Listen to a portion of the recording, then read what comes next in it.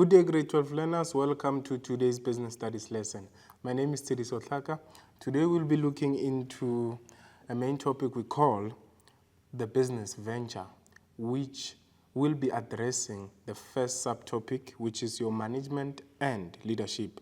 So we'll be looking into leadership styles for the beginning of our lesson. Did you know that according to Peter Drucker, most of what we call management consists of making it difficult for people to get their work to be done. So most of the time, management and how managers do or instruct their employees or subordinates would make the workers to lose their creativity, which would make it difficult for them to complete their tasks or to complete their job. Hence, you can see in the picture that the worker now is in a difficult situation and they cannot complete their task. So today we'll be talking about management and leadership. We'll also address the differences between management and leadership to say what is the difference between the two. Now, lesson objectives. At the end of this lesson, you should be able to elaborate on the meaning of management and leadership. You should further be able to differentiate between management and leadership. You should also be able to evaluate the impact of the following leadership styles. The first one is democratic leadership style, followed by autocratic, followed by laissez-faire or free reign, and charismatic, and the last one is your transactional leadership style. You should further be able to suggest situations in which each leadership style can be applied in the workplace. Now, our concept map, this is how our lesson is going to be structured.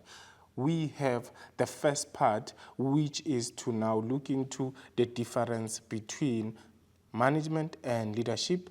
We will then look into the leadership styles, which is your democratic, autocratic, laissez-faire, charismatic, and transactional.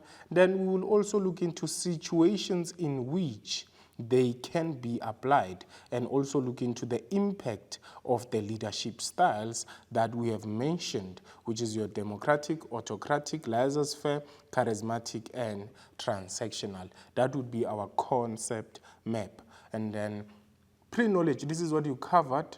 You should be knowing the 4 management tasks, which includes the planning process, the organizing, leading, and controlling. You should also know the levels of management to say we have 3 levels, which is your top, middle, and low. And you should be knowing the decisions that is taken at each level of management. So let us check if you really know the decisions that are taken at each level. The manager takes long-term strategic decisions. Is it the middle manager? Is it the top manager? Is it the low? Or is it the operational manager who takes long-term strategic decisions? You should be knowing the answer to say the management level that takes long-term strategic decisions is the top level, because they are the ones who would set the vision, mission, and give the organization direction. Hence, we talk about long-term strategic decisions. So the answer there is supposed to be top. Then, new words and language that is very key for this lesson is the term leader, which refers to an individual that can influence or motivate others. So when we're talking about management and leadership, we'll be talking about how the leader interacts with their followers and why each leadership style would work better than another leadership style. And then we'll also talk about laissez-faire. This is a new terminology to say laissez-faire refers to allowing to do. When you allow someone to do something, you are basically being laissez-faire, which refers to allowing to do. So basically, this is when a leader would allow their employees or subordinates to do things without them. So with that said, let us take a short break and we'll come back and focus into the main part of our lesson. Thank you.